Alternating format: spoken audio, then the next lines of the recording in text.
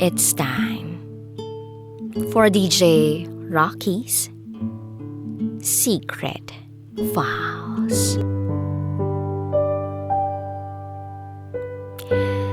Tinalikuran ko ang lahat para sa kanya.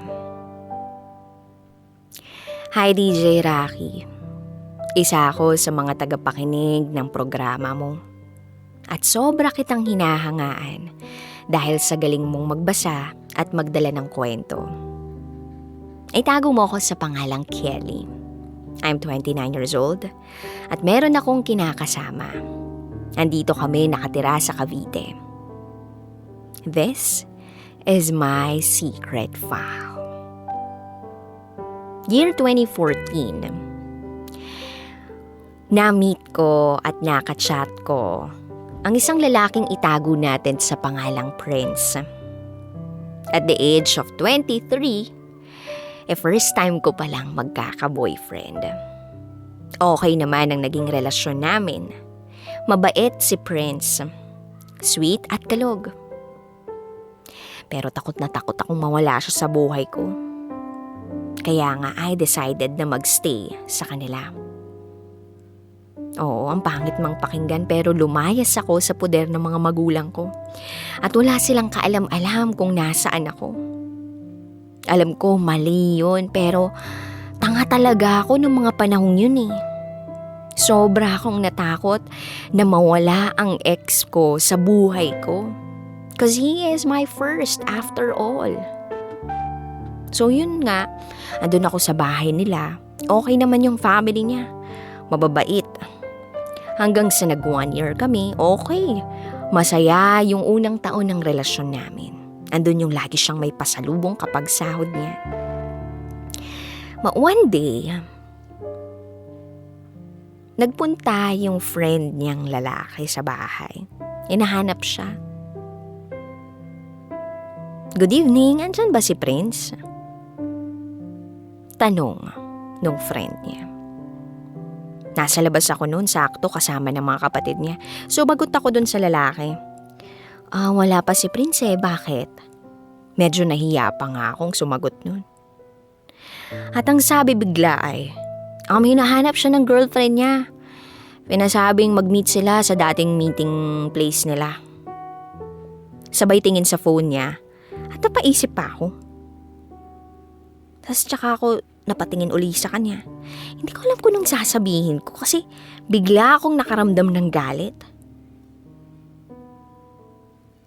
Kuya, sinong girlfriend ni Prince yung sinasabi mo? Kasi ako po yung girlfriend ni Prince eh. Sagot ko habang nakatingin sa kanya at napailing na lang ako. Tapos parang nagulat siya sinabi ko. Kaya bigla na lang siyang nagpaalam.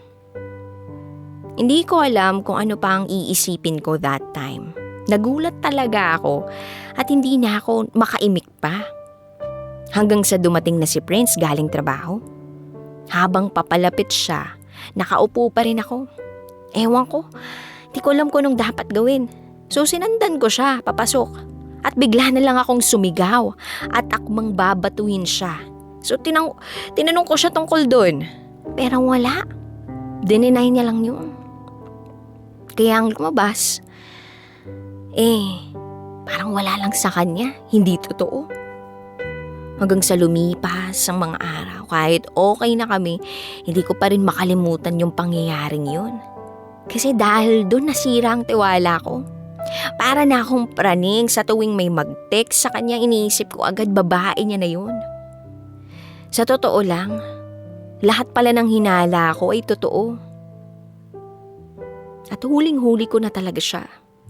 Pero dahil nga sa tanga ko sa pagmamahal sa kanya, nagstay pa rin ako sa piling niya. Hanggang sa mag-4 na taon na kami noon. Isang chismis ang talagang nagpakita na hindi niya pala talaga akong kayang piliin. Chismis na meron daw akong lalaki. Kahit wala naman dahil hindi nga ako lumalabas ng bahay. Kahit nga gumala, hindi ko ginagawa. Pero dahil sa chismis na yun na hindi naman napatunayan, madali lang niya akong pinagtabuyan at pinalayas sa bahay nila. Sobra akong nagmakaawa nun, to the point na lumuhod ako. Lumuhod ako. Pero wala, siya mismo ang naglagay ng mga gamit ko. Sa isang plastic, dun niya nilagay yung mga damit ko. Pinagtabuyan niya ako, iyak ako ng iyak nun. Hanggang sa namalayan ko na lang nasa jeep na ako. Hindi ko alam kung saan papunta. Sa isang chismis lang, madali niya akong napalaya sa kanila na parang isang tao na hindi niya kilala. Pero siya ni ilang beses siyang nagkamali. Tapos ilang beses siyang nagloko. Nanatili pa rin ako sa kanya kahit nasasaktan na ako. Mahal ko siya kaya nagstay ako. Pero siya binaliwala niya lahat para lang sa isang chismis. At ayun, umuwi na lang ako sa parents ko.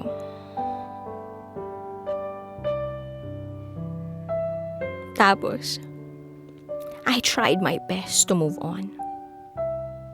At nung dumating yung araw na okay na ako, at kinalimutan ko na siya, tapos bigla naman siyang bumabalik para ayusin pa namin. Pero hindi ko na siya tinanggap. Lahat ng sama ng loob ko nilabas ko sa kanya. Then after that, I decided na umuwi ng probinsya. At kahit sinundan niya pa ako, wala na, sarado na ang isip ko. Natauhan na rin siguro ako. Kasi maraming beses na akong nagpakatanga sa kanya. Pero ako pa rin yung naiwan sa huli. Sobra akong nagsisisi noon na siya pa yung pinili ko kaysa sa pamilya ko. Pero natututo ang tao. At dahil doon natuto ako. Ngayon, masaya na ako sa kinakasama ko. At proud ako dahil ipinararamdam sa akin ng asawa ko how much he loves me. He makes me happy every time. Lahat ng naranasan kong sakit noon, saya at pagmamahal naman ang kapalit nito ngayon. Dahil yun ang ibinibigay ng asawa ko na sobrang thankful ako. Para sa ex ko, hindi mo man ito marinig. Sana kung may bago ka man, hindi mo na siya lokohin tulad ng ginawa mo sa akin. At sa mga listener dyan, maging aral sana na kahit magka-boyfriend kayo o girlfriend kayo, wag niyong tatalikuran ng mga magulang ninyo. Dahil sila pa rin ang mga taong maniniwala sa inyo at iintindi sa oras na walang gustong maniwala sa inyo. At kahit ano pang nagawa niyong mali, sila ang yayakap sa inyo. Hanggang dito na lang po. Muli, ako si Kelly at ito ang aking secret file. Always your number one FM radio station. Love Radio. Kabisyo, nakarelate ka ba sa secret file na binasa ko? Kung nakarelate ka, mag-subscribe ka na dito sa aming YouTube channel at pindutin mo na rin ang notification bell para updated ka sa mga susunod na episodes ng DJ Raki Secret File.